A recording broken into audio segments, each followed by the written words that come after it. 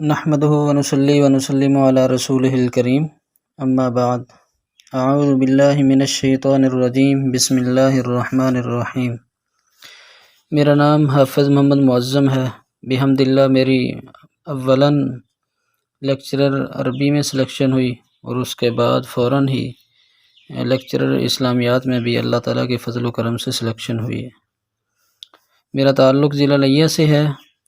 درس نظامی جامعہ خیر المدارس ملتان سے کی ہے اور دیگر تعلیم بھی ملتان ہی سے حاصل کی ہے۔ تو میں عربی انٹرویو کے حوالے سے آج آپ کے سامنے ڈسکشن کروں گا۔ انسان کا ٹیسٹ کلیئر ہو جانے کے بعد سب سے جو اہم مرحلہ ہوتا ہے وہ انٹرویو کا ہوتا ہے۔ تو انٹرویو کی تیاری کے حوالے سے میرا نہیں خیال کہ انسان کو زیادہ پریشان ہونا چاہیے، بلکہ ایک ترتیب سے تیاری کریں، نوٹس بنائیں، جو چیز جہاں سے بھی ملے آپ اس کو نوٹ کرتے جائیں، اور بالکل آخری ایام کے اندر جب 2-3 دن باقی ہوں تو پھر مزید مطالعہ کرنے کی بجائے انہی نوٹس کو ایک دفعہ ریوائز کر لیا جائے۔ اور اس میں سب سے اہم چیز وہ یہ ہے کہ اپنے اوپر بھروسہ رکھیں۔ جو آپ نے یاد کیا ہے آپ اپنے اوپر اور اپنے رب پر مکمل بھروسہ رکھیں کہ انشاءاللہ میں 100% کلیئر کر کے ہی آؤں گا۔ وہ جتنی بھی تیاری ہو گئی ہے اس میں بالکل پر اطمینان رہیں، پر مطمئن رہیں،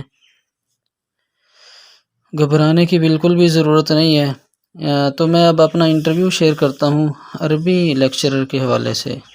تو جو ہی میں عربی لیکچرر کے حوالے سے کمرہ انٹرویو میں داخل ہونے لگا تو اس سے پہلے میں نے تھوڑی دیر کے لیے سوچا یہ کوئی زندگی اور موت کا فیصلہ نہیں ہے، بلکہ یہ صرف ایک جاب کے حصول کے لیے ایک کاوش ہی ہے۔ اگر نہ بھی کامیاب ہوا تو میری کوئی ڈیتھ نہیں ہو جائے گی، تو لہٰذا بالکل مطمئن رہوں گا انشاءاللہ۔ اور بالکل ایسا ہی ہوا، جو بھی چیز وہ پوچھتے میں بالکل اطمینان کے ساتھ اس کا جواب دیتا گیا۔ تو یوں جب میں کمرے میں انٹری ہوا تو مجھے چیئرمین نے اشارہ کیا کہ آپ چیئر پہ تشریف رکھیں۔ میں چیئر پہ بیٹھ گیا۔ مجھے انہوں نے خود، چونکہ ان کے پاس اسناد بھی ہوتی ہیں اور ان کے پاس آپ کا ریکارڈ ہوتا ہے مکمل، مجھے انہوں نے خود کہا کہ آپ حافظ محمد معظم ہیں؟ میں نے کہا جی سر۔ کہتے ہیں آپ کا تعلق ضلع لیہ سے ہے؟ میں نے کہا جی سر۔ پھر مجھے خود ہی کہتے ہیں کہ آپ نے درس نظامی شہادت العالمیہ کیا ہے؟ میں نے کہا جی۔ کہتے ہیں اس کے علاوہ بھی آپ کی کچھ تعلیم ہے؟ اس کا بھی میں نے جواب دیا کہ جی سر بالکل، ایم فل اسلامیات میں ہے، کنٹینیو ہے، ابھی پروسیس میں ہی ہے۔ کہتے ہیں اچھا تھیسز آپ نے نہیں لکھا اس پہ؟ میں نے کہا نہیں سر۔ کہتے ہیں تھیسز کا ٹاپک کیا ہے؟ وہ میں نے ٹاپک بتایا ان کو تھیسز کا اپنے کا۔ پھر مجھے کہتے ہیں کہ آپ عربی کا انٹرویو دینے کے لیے آئے ہیں اور آپ ایم فل اسلامیات میں کر رہے ہیں، تو ظاہر ہے آپ نے اسلامیات لیکچرر میں بھی اپلائی کیا ہوگا؟ میں نے کہا جی سر بالکل کیا۔ کہتے ہیں اچھا اگر آپ کی سلیکشن اسلامیات میں بھی ہو گئی اور عربی میں بھی ہو گئی تو آپ پریفر کس کو کریں گے؟ میں نے کہا سر میں اگر دونوں میں سلیکشن ہو گئی تو میں عربی کو پریفر کروں گا۔ تو چیئرمین تھوڑے سے متعجبانہ انداز میں بولے، بڑی عجیب بات ہے، سمجھ میں نہیں آ رہی کہ آپ نے بی زی یو سے ایم اے اسلامیات کیا اور آپ کی ایم فل کی ڈگری بھی اسلامیات میں ہی ہو رہی ہے، تو مجھے سمجھ میں نہیں آ رہی کہ آپ عربی کو پریفر کیوں کریں گے، وجہ بیان کریں۔ میں نے 3 وجوہات بیان کی کہ میرا ایک شوق ہے، لمبا دورانیہ میرا عربی کے ساتھ گزرا، اس طرح کی میں نے 3 وجوہات بیان کی۔ پھر مجھے کہتے ہیں اچھا جی ٹھیک ہو گیا۔ پھر آگے انہوں نے کہا کہ آج کل آپ کیا کر رہے ہیں؟ میں نے بتایا کہ میں پرائیویٹ سیکٹر میں ایز اے لیکچرر پڑھا رہا ہوں۔ تو ان کا پہلا کوسچن یہ تھا کہ آپ نے پرائیویٹ سیکٹر میں کیا کیا تبدیلیاں واقع کی ہیں، یعنی آپ کے جانے سے کون سی ایسی چیزیں ہیں جو پہلے اس ادارے میں نہیں تھیں اور آپ کے جانے کی وجہ سے وہ پیدا ہو گئی۔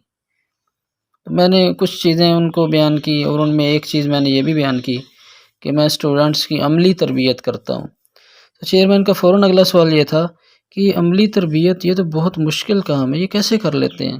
پھر میں نے ان کو ایک مثال دی کہ اب ہم حدیث پڑھتے ہیں کہ سچ یہ نجات دیتا ہے اور جھوٹ ہلاک کر دیتا ہے۔ پھر اگلے دن اسٹوڈنٹ سے پوچھ لیتے ہیں کہ آپ نے سبق ریوائز کیا یا نہیں کیا، تو اگر وہ سچ بولیں تو ان کو کہتے ہیں یہ آپ نے بالکل حدیث کے مطابق کام کیا ہے، پھر کہتے ہیں ہاں یہ طریقہ بہت اچھا ہے تربیت کا۔ پھر اگلا ان کا کویشچن یہ تھا کہ اگر سٹوڈنٹس سبق یاد نہیں کرتے تو آپ کیا کرتے ہیں؟ میں نے ان کو بتایا کہ موٹیویٹ کرتا ہوں، ان کو سمجھاتا ہوں۔ کہتے ہیں اگر آپ کے موٹیویٹ کرنے کے بعد بھی اسٹوڈنٹ سبق یاد نہ کرے تو پھر آپ کیا کرتے ہیں؟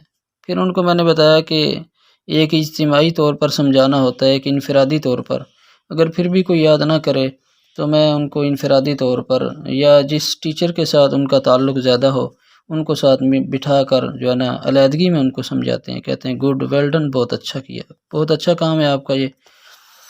اگلا کویشچن ان کا یہ تھا کہ آپ کے اندر کون سی ایسی کوالٹیز ہیں کہ میں آپ کو لیکچرر سلیکٹ کر لوں؟ میں نے 1 2 بیان کی، 3 بیان کی، پھر کہتے ہیں اور بیان کریں، تقریباً اس طرح میں نے 6 7 کوالٹیز اپنی بیان کی۔ پھر اگلا کویشچن ان کا یہ تھا کہ ایک بچے کی تعلیم میں ماحول، استاد، والدین اور ادارہ، یہ 4 چیزیں، ان کا کیا کردار ہے آپ کے خیال کے مطابق؟ یعنی اگر 100% کو آپ جو ہے نا بالکل الگ الگ کریں کہ بچے کو بنانے میں ماحول کتنے فیصد کردار ادا کرتا ہے، ٹیچر کتنے فیصد کردار ادا کرتا ہے، یہ چیزیں۔ یہ تو ان کے سارے چیئرمین کے جنرل کویشچن تھے۔ پھر ان کے بعد وہ کچھ نہ کچھ سبجیکٹ سے ریلیٹڈ کویشچن کرنے لگ گئے۔ یہ جتنے بھی کویشچن میں نے ابھی ڈسکس کیے ہیں یہ سارے کے سارے چیئرمین نے کیے ہیں۔ پہلا کویشچن جو سبجیکٹ کے ریلیٹڈ انہوں نے مجھ سے کیا وہ یہ کیا کہ سورہ بقرہ کے بعد سورہ نساء ہے؟ میں نے کہا نہیں سر۔ کہتے ہیں کون سی صورت ہے؟ میں نے کہا سر سورۃ آل عمران ہے۔ پھر کہتے ہیں اچھا سورہ نساء بعد میں ہے؟ میں نے کہا جی سر۔ پھر مجھے کہتے ہیں کہ سورہ نساء میں عورتوں کے حقوق کے متعلق 2 ویسے تو کئی آیتیں آئی ہیں، تو آپ کوئی سی 2 آیتیں مجھے سنائیں، ان کا ترجمہ بھی بتائیں کہ کیا ہے اور بیان کریں کہ کون سے حقوق اس میں بیان ہوئے ہیں۔ میں نے وہ بیان کی وَلَهُنَّ مِثْلُ الَّذِي عَلَيْهِنَّ بِالْمَعْرُوفِ اور اسی طرح وَعَاشِرُوهُنَّ بِالْمَعْرُوفِ۔ پھر ان کا اگلا کویشچن یہ تھا کہ عورتوں کو میراث میں حصہ کیوں نہیں دیتے، وجہ بیان کریں۔ انہوں نے کہا کہ میرا کویشچن یہ نہیں کہ میراث میں حصہ دیا جاتا ہے یا نہیں دیا جاتا، میرا کویشچن یہ ہے کہ میراث میں حصہ نہ دینے کی ٹیکنیکل وجہ بیان کریں۔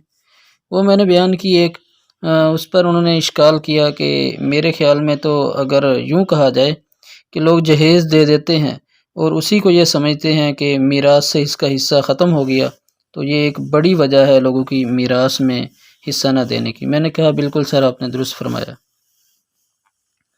پھر ان کا اگلا کویشچن یہ تھا کہ حافظ صاحب یہ بتائیں کہ روزے کی فرضیت پر کون سی آیت نازل ہوئی ہے؟ میں نے آیت سنائی، اس کا ترجمہ سنایا، پھر اس کے بعد مجھے کہتے ہیں کہ آیت نمبر بتائیں مجھے۔ میں نے کہا سر سوری نمبر میرے ذہن میں نہیں ہے۔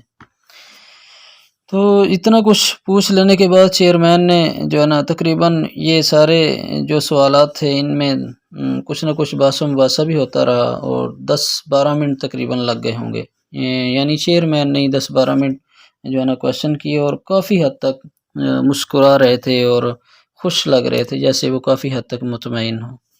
پھر انہوں نے مجھے اشارہ کیا کہ آپ سبجیکٹ اسپیشلسٹ کی طرف دیکھیں۔ ہمارے عربی کے جو انٹرویوز ملتان میں ہوئے تھے اس میں جو سبجیکٹ اسپیشلسٹ تھیں وہ دونوں ہی جو ہے نا عورتیں تھیں۔ ان میں سے ایک نے جو ہے نا مجھے جو سب سے پہلا کویشچن کیا وہ یہ تھا کہ اقبال یہ کون سا صیغہ ہے؟ میں نے ان کا اقبال صیغہ بتایا، یعنی مصدر ہے، اس طرح ساری چیزیں معنی بتایا۔ پھر مجھے کہتے ہیں کہ اگر اس کو مجرد میں لے جائیں تو یہ کیسے ہوگا، وہ بتایا۔ کہتے ہیں معنی کیسے ہوگا، وہ بتایا۔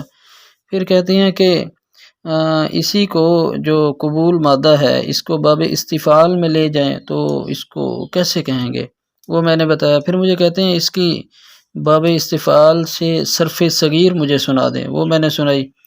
پھر مجھے کہتی ہیں کہ اشعار الشعراء کون ہیں، وہ میں نے بیان کیا۔ پھر مجھے اگلا کویشچن انہوں نے جو کیا وہ یہ تھا کہ حکمت میں کون سا شاعر مشہور ہے، یعنی حکمت میں کس کے شعر سب سے زیادہ مشہور ہیں۔ جب میں نے بتایا تو مجھے کہتی ہیں کہ ان کا کوئی شعر آپ کو زبانی یاد ہے تو وہ شعر ہی سنا دیں۔ میں نے وہ شعر سنا دیا تو وہ بھی کافی حد تک مطمئن تھی۔ پھر اس کے بعد دوسرے سبجیکٹ اسپیشلسٹ کی طرف انہوں نے ریفر کیا انہوں نے جو پہلا کویشچن کیا وہ یہ تھا کہ مرکب اضافی کی تعریف سنائیں، وہ میں نے سنائی، مثالیں دی، تو پھر مجھے کہتی ہیں کہ مضاف الیہ پر کیا کیا چیزیں داخل نہیں ہو سکتی. میں نے یہ بیان کیا کہ اس پر تنوین نہیں آ سکتی، الف لام نہیں آ سکتا، اس پر جو ہے نا وہ مطمئن نہ ہوئی، وہ کہتی ہیں نہیں آپ غلط کہہ رہے ہیں. میں نے دوبارہ یہی دہرایا اور مثال بھی دی، غلام زیدن میں زید مضاف الیہ ہے، اس پر تنوین بھی ہے، کہتی ہیں نہیں آپ غلط کہہ رہے ہیں، آپ سوچ کے بتائیں. میں نے تھوڑی دیر کے لیے سر نیچے کیا، تھوڑی دیر کے لیے سوچا، تو پھر میں نے انتہائی تحمل کے ساتھ یہ جواب دیا کہ میم مضاف الیہ پر تنوین آ سکتی ہے اور مضاف الیہ پر الف لام نہیں آ سکتا. تو کہتی ہیں کہ نہیں آپ الٹ کہہ رہے ہیں. جب یہ 3 دفعہ ہو گیا اور وہ کچھ غصے کا اظہار کرنے لگی تو دوسری سبجیکٹ اسپیشلسٹ نے ان کو کہا کہ نہیں یہ ٹھیک کہہ رہے ہیں حافظ صاحب. تو یوں میری جان الحمدللہ چھوٹ گئی. پھر اس نے جو اگلا کویشچن کیا نا میرے سے، غصے کی حالت میں آ گئی، ان کو غصہ چڑھ گیا. پھر انہوں نے کہا جی نکرہ کی کتنی قسمیں ہیں؟ وہ میں نے کچھ سوچا اور میں نے کہا میم سوری مجھے نکرہ کی قسموں کا پتہ نہیں. پھر اگلا جو کویشچن تھا ان کا وہ یہ تھا کہ معرب اور مبنی کی تعریف کریں اور معرب اور مبنی کو مثالوں کے ذریعے واضح کریں. جب یہ میں نے مکمل ڈیٹیل کے ساتھ بیان کر دیا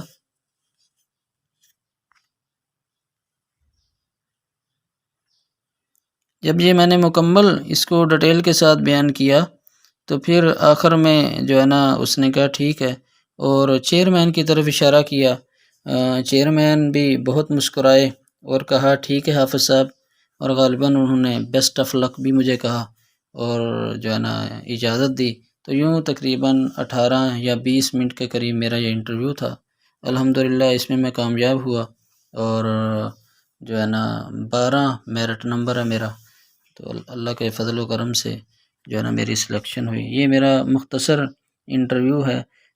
اس کے علاوہ بھی شاید کچھ کویشچن تھے جو ذہن میں نہیں رہے.